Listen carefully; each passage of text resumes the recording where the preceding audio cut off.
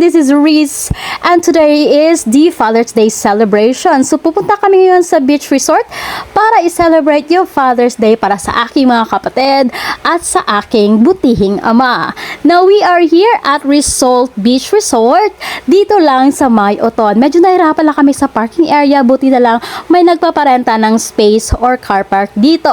And now, here's the place. At ito na nga yung aking tatay. Medyo gusto niya talaga yung mag-celebrate ng kanyang Father's Day on the beach together with the family. But before that, before ko ipakita sa inyo kung yung mga kulitan, sayawan, at yung mga kaganapan dito, let's get to know kung paano nga ba nagsimula ang Father's Day.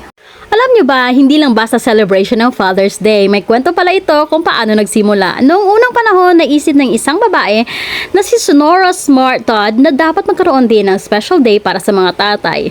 Lumaki siya na hinahangaan ng kanyang ama na si William Jackson Smart, isang single father na nagpalaki ng 6 na anak matapos mamatay ang kanilang ina. Dahil sa pagmamahal at pasasalamat sa kanyang ama, ipinaglaban niya na magkaroon ng isang araw para lalanin ang sakripisyo ng mga ama.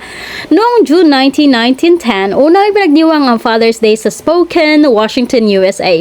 Pero naging official holiday ito sa buong Amerika noong 1972 at kalaunan ay sineselebrate na rin sa buong mundo.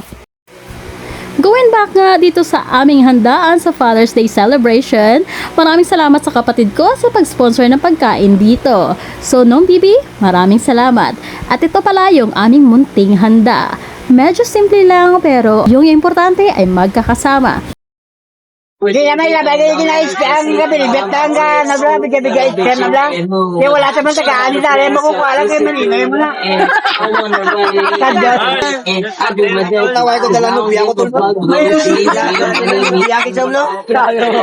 At sa mga ganitong okasyon, ay di may iwasan ang asaran. Kaya heto, sa mga pamangkin ko, pasensya na lang. At kung isa kang tita katulad ko, ikaw naman talaga yung sumbungan at saka yung pinapakita kung ano man yung gusto nilang gagawin sa mga posts nila sa Facebook o di kaya sa kanilang mga social media.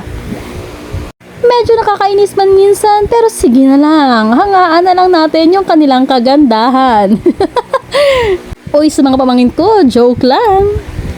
At sa mga ganitong okasyon, lumalabas talaga yung mga talento ng aking pamangkin. Katulad ng sayawan na hindi ko alam kung anong genre ba to. Hip-hop ba to? Ano ba to? Paki-explain naman. Doody-doody-dum-dum, doody-doody-dum, doody-doody-dum-dum, doody-doody-dum.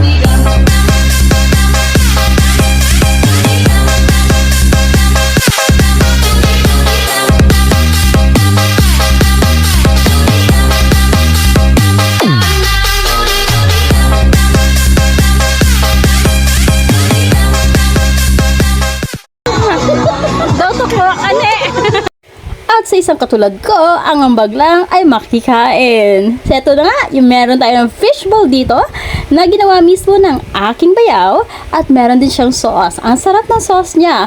Baka kayo gusto nyo bumili dyan sa South Fundidor, pumunta lang kayo sa aming bahay. Nandyan lang yung binibentang fishball ni Shelo Tambis.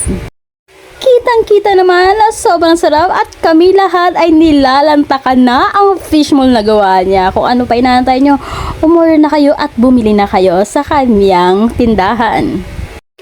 At kung mapapansin nyo nga, yung mga pamangkin ko, iba-iba ang personalidad. Yung isa parang uod, walang humpay yung kanyang galawan. Yung isa naman ay focus lang sa pagkain. Focus! At eto naman yung isa parang sinasapian. Magkakaiba man sila pero sama-sama sila sa mga kalokohan. Sa simple pagsama-sama namin na magkakapamilya, isa lang ang gusto ng aking tatay, yung makita yung mga apo niya. Kahit hindi na yung mga anak niya. Anyway, dito na lang. Happy Father's Day sa inyong mga dakilang ama. Maraming salamat.